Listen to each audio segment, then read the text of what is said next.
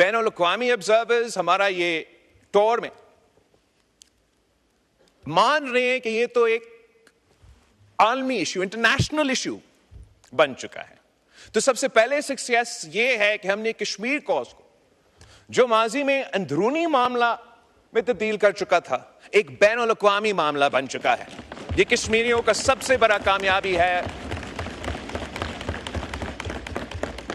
कि United Nations हो या यूनाइटेड स्टेट्स का सदर हो, वो सब कहते हैं कि मीडिएशन हो, बैनुल-अक़वामी इशू है।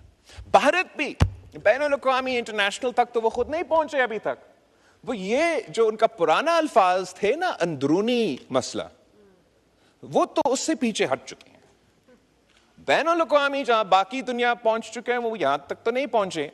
मगर भारत का अपना असेसमेंट यह है कि कश्मीर का मसला एक बायलैटरल इशू है, जिसपे हम पाकिस्तान और भारत के दरमियान तय हो सकता है।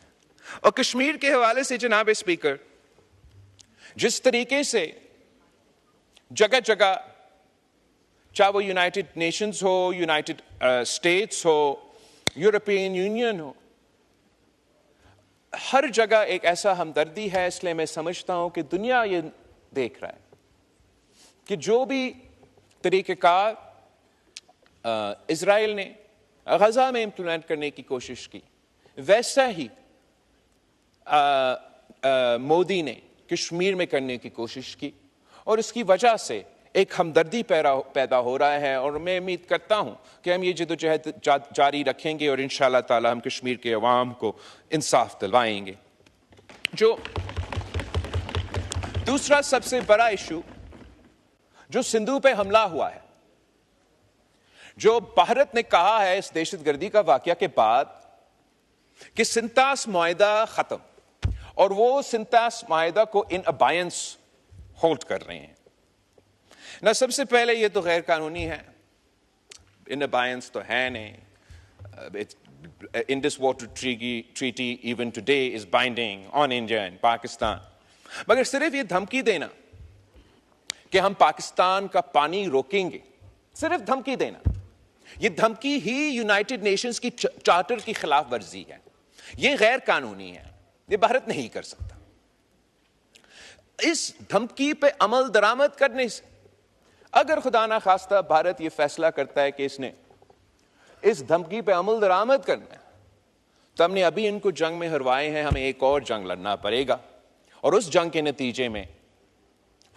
नतीजे में फिर जो 3 दरिया आज भारत के पास है और 3 दरिया पाकिस्तान के पास है, अगर वो हमारे 3 दरिया पे डैम बनाने की कोशिश करते हैं तो हमें फिर जंग लड़ना पड़ेगा। जनाब स्पीकर, वजीर आजम ने पहले से कह दिया है, नेशनल सिक्योरिटी कमेटी ने पहले से कह दिया है कि अगर इन पे अमल दरामद होता है तो हमें जंग लड़ना पड़ेगा।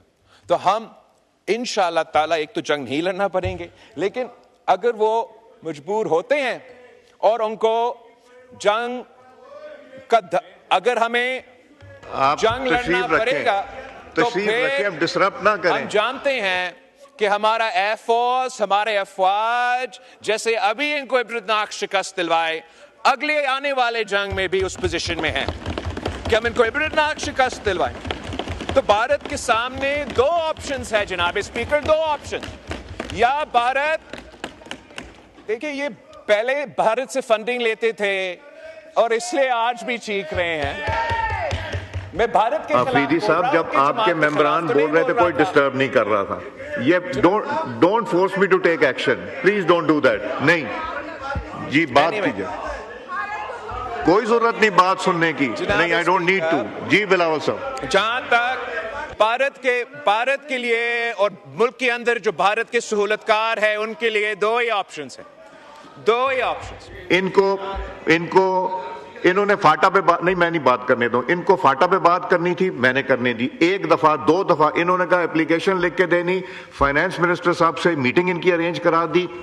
अब ये प्रोसीडिंग्स अगर डिसरप्ट कर रहे हैं तो this is very unfortunate and very unethical. जी बिलावल साहब। एनीवे, जनाब speaker, I am happy to ignore them. आप भी इग्नोर करें, अवाम भी उनको इग्नोर ही कर रहे हैं। मैं पानी पे बात करना चाहूंगा। भारत ने जो इस के बाद अब भारत के लिए दो ही ऑप्शंस हैं, या वो सिंतास मुआहिदा मान ले, इंटरनेशनल कानून के मुताबिक अमल दरामद करे, उनका अवाम को अपना हिस्सा का पानी, हमारा अवाम अपना हिस्सा का पानी। अगर वो नहीं मानते सिंतास मुआहिदा को, डैम और कनाल्स निकालने की कोशिश करेंगे, तो फिर पाकिस्तान जंग करेगी और हम 6 के 6 दरिया के पानी अपने अवाम को दिलवाएंगे।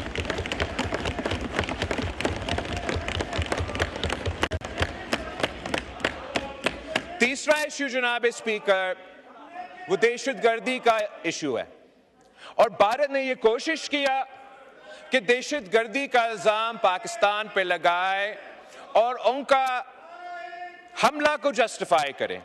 इस मैदान में भी जनाब स्पीकर, मैं फख्र के साथ कह सकता हूं कि भारत हार चुका, पाकिस्तान जीत चुका। भारत का कोशिश ये था कि पाकिस्तान को बाकायदा एक टेररिस्ट स्टेट डिक्लेयर किया जाए, पाकिस्तान का नाम से पुकारा जाए। वो चाह ये रहे थे कि चाहे वो फैटिफ हो, चाहे वो GSP प्लस हो, ये सारे जो फॉर्मूले हैं, इन फोरम्स में पाकिस्तान को नुकसान पहुंचाए। इस हद तक इन्होंने कोशिश की कि पाकिस्तान को अपना IMF पैकेज ना दिया जाए, मगर हर महाज पे पाकिस्तान जीता, भारत हारा, पाकिस्तान जीता तो भारत हारा। आपने अपना IMF के सिलसिले में एक सियासी जमात ने इस मुल्क में माजी में हमारा IMF का प्रोग्राम को नुकसान पहुंचाने की कोशिश की, वो नाकाम रहे। इस दफा भारत ने कोशिश की, वो नाकाम रहे।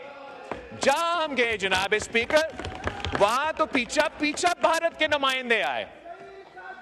तो जब हम यूनाइटेड नेशंस में थे और हमने यूनाइटेड नेशंस के फोरम पे पाकिस्तान की आवाज उठाया और हमारा दहशतगर्दी के हवाले से मौक़िफ़ भी प्रेजेंट किया, भारत का भी पूरा कोशिश था कि उनका मौक़िफ़ प्रेजेंट किया जाए और पाकिस्तान को UN में वो साबित करे कि हम दहशतगर्द ममालिक हैं। मगर मैं सलाम पेश करना चाह रहा हूं पाकिस्तान का फॉरेन ऑफिस को, पाकिस्तान के सफीरों को, कि हमारा वहां निकलने के बाद जैसे ही पाकिस्तान और भारत का डेलीगेशंस न्यूयॉर्क से रवाना हो गए, तो पीछे क्या हुआ? यूनाइटेड नेशंस ने यह फैसला कर लिया कि जो भी कमिटीज यूनाइटेड नेशंस में हैं, जो दहशतगर्दी को देखते हैं, जो तालिबान को देखते हैं,